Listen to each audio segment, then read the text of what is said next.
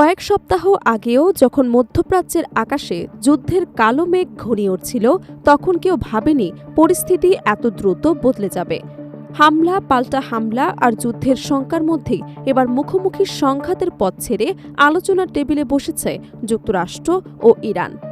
বহু নাটকীয় ঘটনার পর তুরুপের তাসের মতো দুই দেশের মধ্যে যে শান্তি চুক্তি হতে যাচ্ছে, তা কি সত্যি নতুন কোনো যুগের সূচনা নাকি কেবল সাময়িক বিরতি? ইরান ও যুক্তরাষ্ট্রের সম্মতিত শান্তি চুক্তি আগামী শুক্রবার আনুষ্ঠানিকভাবে স্বাক্ষরিত হবার কথা রয়েছে।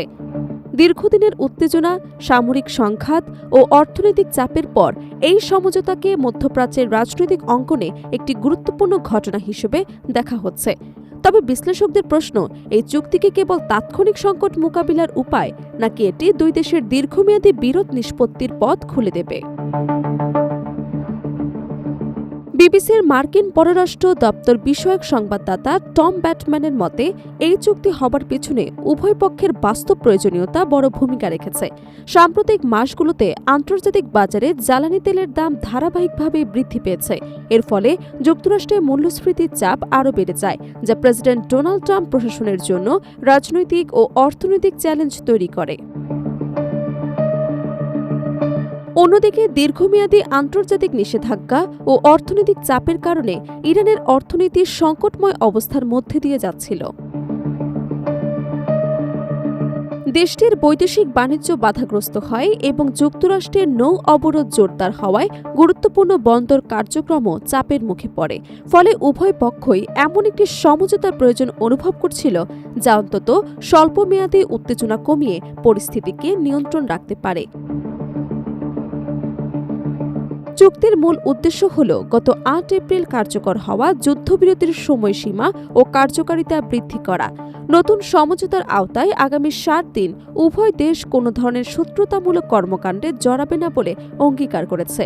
একই সঙ্গে কূটনৈতিক আলোচনার পথও উন্মুক্ত রাখার বিষয়ে সম্মতি দিয়েছে দুই পক্ষ।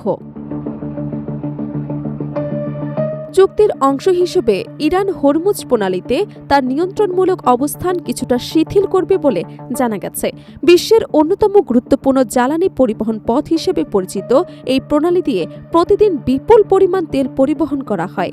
অপরদিকে যুক্তরাষ্ট্র ইরানের বন্দরগুলোর উপর আরোপিত নৌ অবরোধ প্রত্যাহারের উদ্যোগ নেবে বলে সমঝোতায় উল্লেখ রয়েছে।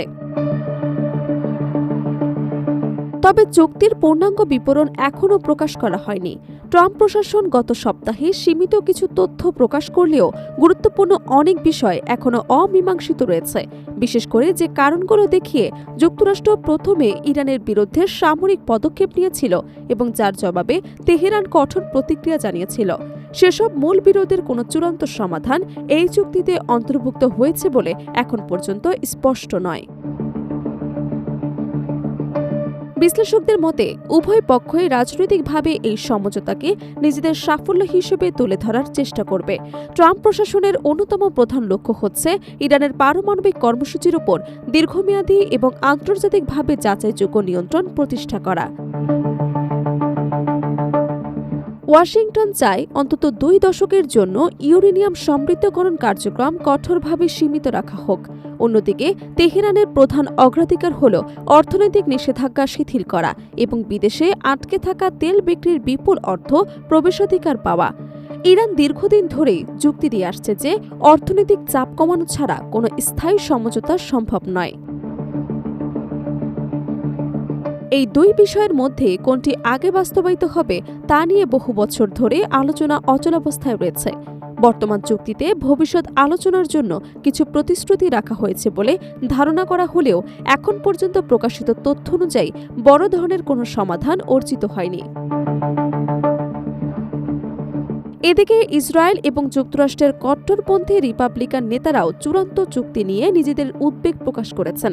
তাদের দাবি, ভবিষ্যৎ সমঝোতার আওতায় ইরানের প্রচলিত অস্ত্র কর্মসূচি সীমিত করা এবং মধ্যপ্রাচ্যের বিভিন্ন মিত্র সশস্ত্র গোষ্ঠীর প্রতি তেহরানের আর্থিক এবং সামরিক সহায়তা নিয়ন্ত্রণে আনার বিষয়ও অন্তর্ভুক্ত করতে হবে। সব মিলিয়ে যুদ্ধের ধোঁয়া সরিয়ে আপাতত শান্তির বার্তা এসেছে ওয়াশিংটন এবং তেহরান থেকে, কিন্তু ইতিহাস বলছে দুই দেশের সম্পর্ক কখনোই সহজ ছিল না। তাই এই সমঝোতা নতুন যুগের দরজা খুলবে নাকি আরেকটি অনিশ্চয়তার অধ্যায় রচনা করবে, সেদিকেই তাকিয়ে আছে পুরো বিশ্ব।